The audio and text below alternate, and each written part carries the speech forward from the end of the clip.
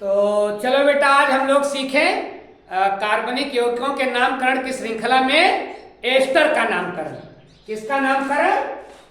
Asters का नामकरण। Asters का नामकरण। अब ये एस्टर क्या होते हैं, इसको ऐसे समझ लें। एस्टर का नामकरण। अब 1 मिनट में हम लोग पहले समझ लें कि एस्टर क्या होते हैं। और आप लोग सोच रहे होंगे कि सर ये कितनी बड़ी श्रृंखला है नामकरण की। तो बेटा इससे घबराना नहीं है।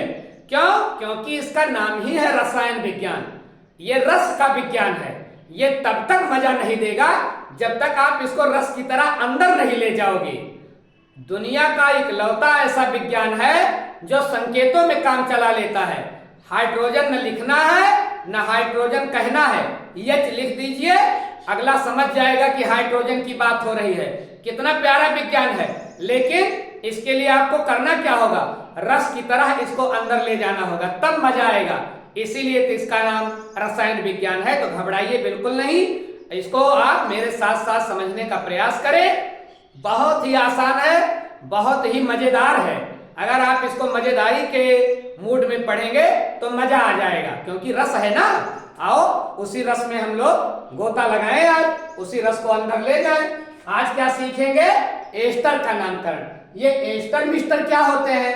तो एस्टर बेटा, एस्टर जो होते हैं वो कार्बो ऑक्जेलिक एसिड के व्युत्पन्न होते हैं। तो कार्बो ऑक्जेलिक एसिड क्या होते हैं? तो कार्बो ऑक्जेलिक एसिड RCOOH, ये तो हम लोग जानते ही हैं, पीछे अपने लोगों ने पढ़ा है कि अगर किसी कार्बनिक श्रृंखला में, कार्बन की श्रृंखला में कौन जुड़ जाए? COOH जुड़ जाए तो ये क्या होता है? तो ये होता है कार्बो ऑक्जेलिक एसिड। और एस्टर क्या बोल रहा हूं कि एस्टर कौन होते हैं? एस्टर वो होते हैं जिन ये कार्बो ऑक्जेलिक के व्युत्पन्न होते हैं। तो पहले ये समझ लो कि व्युत्पन्न क्या होता है, डेरिवेटिव्स क्या होते हैं, व्युत्पन्न क्या होते हैं। तो बेटा व्युत्पन्न जो होता है, आप ऐसे समझो जैसे आपका घर है और आपके घर में 4 कमरा है। तो 4 कमरा है, उसमें से आपने एक कमरा तोड़वा डाला और तोड़वा करके उस कमरे को बड़े हाल में परिवर्तित कर दिया। तो ये बताओ कि जो आपने कमरा तोड़वा करके बड़े हाल में परिवर्तित कर दिया, वो आपके घर का ही हिस्सा है कि आपके घर से अलग का हिस्सा है? पहले वो घर ही था ना। तो लेकिन अब आपके घर का स्वरूप पहले वाले स्वरूप से बदल गया कि नहीं? हाँ बिल्कुल बदल गया, क्योंकि पहले 4 कमरे थे छोटे छोटे, अब एक कमरा तोड़वा करके आपने बड़ा करवा दिया तो घर का स्वरूप बदल गया। ठीक वैसे ही समझने का प्रयास करें। ये कार्बो ऑक्जेलिक एसिड है, इसका कोई हिस्सा टूट जाए और टूट करके कोई और जुड़ जाए तो वो कहलाएगा कार्बो ऑक्जेलिक एसिड का व्युत्पन्न, डेरिवेटिव्स। जैसे देखें कि RCOOH है तो RCOOH का H निकल जाए, मतलब H टूट जाए और इसकी जगह पर कोई और आकर के समूह जुड़ जाए, तो बेटा ये कहलाएगा कार्बो ऑक्जेलिक एसिड का व्युत्पन्न। अब आप समझ गए ना व्युत्पन्न? कोई हिस्सा निकले और उसकी जगह पर कोई और हिस्सा आकर के जुड़ जाए और मेन वही रहे। ये सब तो है ही ना, तो मेन रहे लेकिन कोई हिस्सा और आकर के जुड़ जाए। तो कार्बो ऑक्जेलिक एसिड का H टूटे और H की जगह पर कोई और R आकर के जुड़ जाए। अब यहां R डैश लिख रहा हूं, परेशान मत होइएगा। डैश का मतलब R जैसा ही कोई चीज, R या R से हट करके कोई एल्किल समूह।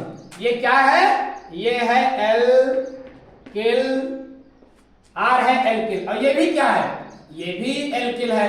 अपने लोगों ने ये बात पहले पढ़ी है। तो बेटा इसको क्या बोलेंगे? अगर कार्बो ऑक्जेलिक एसिड का कार्बो ऑक्जेलिक जो समूह है उसका H निकल जाए और उसकी जगह पर कोई और एल्किल समूह जुड़ जाए तो इसको हम क्या बोलेंगे बेटा? इसको हम बोलेंगे एस्टर। अब एस्टर आप समझ गए। और एस्टर का नामकरण क्या करेंगे हम, और इसको समझें आप। जब एस्टर का नामकरण हम लोग करेंगे तो ध्यान रखेंगे, वैसे भी आप समझें। जैसे देखें HCOH, ये बताइए क्या है? यह है मेथेनोइक एसिड ना, कार्बो ऑक्जेलिक एसिड है कि नहीं? COH आ गया। अब इस HCOOH का H गायब करें, यही कहा है मैंने कि हटेगा। अब मान लीजिए इसकी जगह पर आ गया CH3, क्या आ गया बेटा? CH3। तो अब बताइए H निकल करके ये मेहमान के तौर पर आए ना, तो ये हो गया कार्बोक्सिलिक एसिड का व्युत्पन्न। और अपने लोगों के घर में कोई मेहमान आता है तो पहले उसको चाय पिलाते हैं, पहले खुद चाय पीते हैं, पहले उसको पिलाते हैं ना। तो अगर ये एज ए गेस्ट आए हैं ना H को हटा करके, तो फिर इनका नामकरण में हम पहले नाम रखते हैं। भैया ये H को हटा करके आया है ना, तो H को हटा करके आया, इनका नाम पहले लिख दीजिएगा, यही ध्यान रखिएगा बस। तो जैसे ये कौन सा ग्रुप है? ये है मेथिल ग्रुप। अब देखें इनका जो है IUPAC नाम क्या होता है बेटा? इनका IUPAC नाम होता है alkyl alkene O8, alkyl alkanoate. अब कौन सा एल्किल जो जुड़ा है, ये हो गया एल्किल, और कौन सा एल्केनोएट? ये वाला एल्केनोएट। इसको ध्यान से समझें, जितना कार्बन OO के पहले है उतना एल्केनोएट, और जितना कार्बन OO के बाद में है उतना एल्किल। एल्किल पहले रखेंगे क्योंकि ये आए हैं बाद में। इतनी बात आप समझ गए। और इसका नाम बताइए, इस आधार पर क्या होगा? आप बताइए OO के बाद में कितना कार्बन है? एक, और एक कार्बन होता है तो बेटा नाम क्या होता है? मेथिल। तो इनका नाम हो गया, पहले आप लिखिए मेथिल, क्योंकि ये आए हैं मेहमान के तौर पर, तो ये मेथिल। और उसके बाद एल्केनोएट OO के पहले कितना कार्बन है? कितना कार्बन है? एक, और एक कार्बन होता है तो नाम क्या होता है? मेथिल। तो नाम क्या हो जाएगा? Methane O8। अब बताइए इसका नाम क्या हो गया? मेथेनोएट। इधर भी एक कार्बन, इधर भी एक कार्बन, इसलिए मेथेनोएट। ये तो इनका हो गया IUPAC नाम। अब इनका अगर कॉमन नाम हम लोग कहेंगे तो इनका बेटा कॉमन नाम है मेथिल फार्मेट। क्या नाम है? मेथिल, क्योंकि ये फार्मिक एसिड है ना आम बोलचाल की भाषा में, तो मेथिल फार्मेट। इतनी बात आप समझ रहे हो ना? Methyl format. अब देखें आप, और एक बात और ध्यान दें, इनका सामान्य सूत्र क्या होता है? सामान्य सूत्र ये ध्यान में रखिएगा, इनका सामान्य सूत्र होगा बेटा CnH2n और O2। मतलब एस्टर में या एल्केनोएट में जितना कार्बन होगा, हाइड्रोजन उसका 2 गुना होगा, और OO जुड़ा होगा, मतलब O2 होगा। अब देखें कि मेथेनोएट इस शर्त को पूरी कर रहा है। जरा देखें कार्बन कितना जा रहा है? 1 2, तो 2 यहां 2 करें, और हाइड्रोजन कितना होना चाहिए? 4। तो देखिए 3 1 4, हाँ 2 दूना 4, और O2 है ही। तो इसका मतलब इसके इस सामान्य सूत्र में भी ये काम कर रहा है। तो बेटा ये क्या हो गया? ये हो गया मेथेनोएट। इतनी बात समझ गए? आइए एक आध उदाहरण हम लोग और देखें।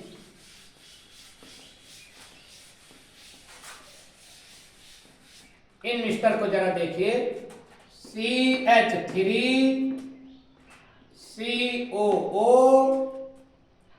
और H की जगह पर ही आएगा, पहले ही हम लोग बात किए हैं। इनसे मिलिए। अब बताइए इनका नाम क्या हो जाएगा? इनका नाम हो जाएगा, ये आया है ना H को निकाल करके, इनका नाम पहले लिख दीजिए मेथिल। और इधर जरा आप गिन लीजिए एल्केनोएट कितना होगा? जितना कार्बन, तो 2 कार्बन है ना, तो 2 कार्बन होता है, तो IUPAC में बेटा क्या जाता है? एथेन। तो इनका नाम क्या हो जाएगा? Methyl ethane O8। इनका IUPAC नाम क्या हो गया? इनका नाम हो गया मेथिल एथेनोएट। और बुलाने वाला नाम क्या हो जाएगा? बुलाने वाला नाम हो जाएगा